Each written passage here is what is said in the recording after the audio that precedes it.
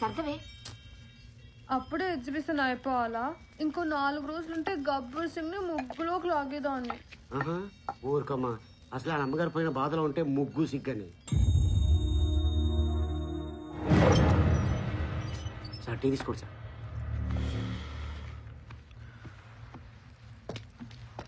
అమ్మ విషయంలో అంత సడన్గా అయిపోయిందిరా.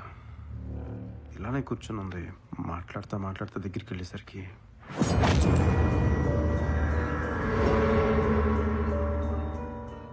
రోజు అమ్మని కలవచ్చునే మన ఊరికి ట్రాన్స్ఫర్ చేయించుకున్నాం.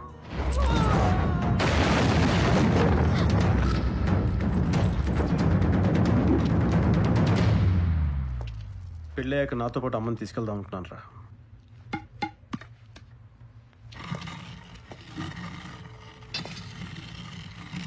కానీ నన్ను బాగా అర్థం చేసుకుంది అమ్మ ఒక్కతేరా.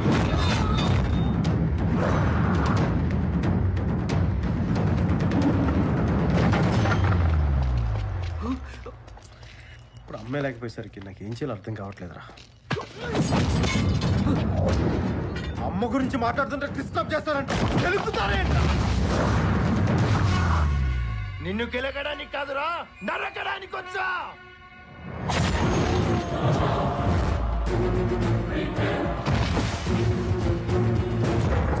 సార్ ఏంటి సార్ ఇది? అవతల వాళ్ళు మనం చంపడానికి వచ్చినప్పుడు మనం చావాలా వాళ్ళని చంపాలా? చంపాలా చావాలా? చంపాలి. అది లెక్క.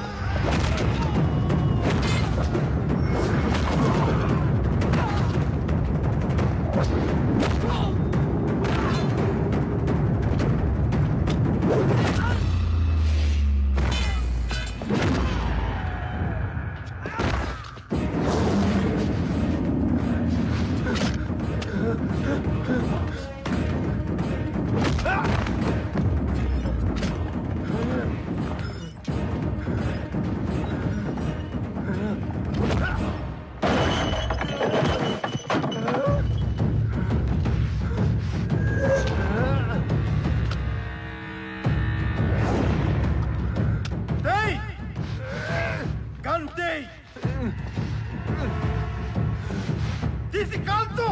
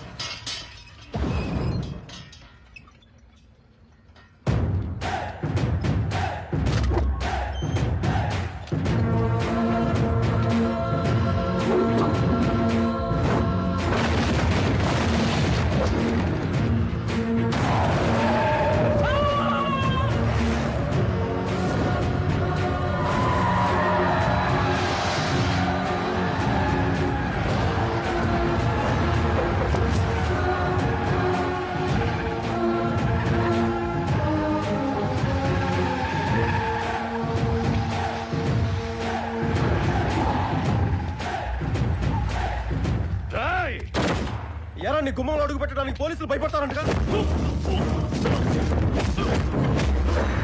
ఇప్పుడు నీ గుండెల మీద అడుగు పెట్టేవాడు వచ్చాడు చూడు, సరిగ్గా చూడు. నాలాంటి చంపాలంటే ఏసేయాలి, మిస్ అవ్వకూడదు. ఇప్పుడు చూడు, ఒక్కడు కూడా మిగలలేదు అక్కడ. నీకు మనుషుల్ని పంపడం తెలుసు, నాకు చంపడం తెలుసు. నీ రాజకీయాలకు అడ్డొస్తున్నా ఇదంతా. ఇప్పుడు చెప్తున్నా, రాసుకో. నీకు నీ పైకమాండ్ టికెట్ ఇచ్చిన గబ్బర్ సింగ్ టికెట్ ఇవ్వడు. నామినేషన్ కూడా ఏరియాలో వెయ్యనివ్వను. ఈ పిచ్చాషాల్లో వేయద్దంటున్నా. మాట్లాడుతున్నాను కదా ఇక్కడ. సావడానికి కూడా కంగారంటారా మీకు? నీ బలుపు ఆవేశం మడిచి మనసులో పెట్టుకో, బయటికి రానీకు. నువ్వు టికెట్ ఇవ్వడం ఏంట్రా? అలా చెప్పుతున్నావేంట్రా? తిక్కా నీకు? అవునరా, నాకు కొంచెం తిక్కుంది, కానీ దానికి లెక్క ఉంది. ఆ తిక్కేంటో చూపిస్తా, అందరి లెక్కలు తేలుస్తా. ఎందుకురా ఈ గబ్బర్ సింగ్ గాని గెలికాను నువ్వు అనుకోకపోతే, అలా నీతో అనిపించకపోతే నేనేంటో వాళ్ళకి తెలుసు. అప్పుడే అయిపోయింది అనుకోకు, ఇప్పుడే మొదలయ్యింది.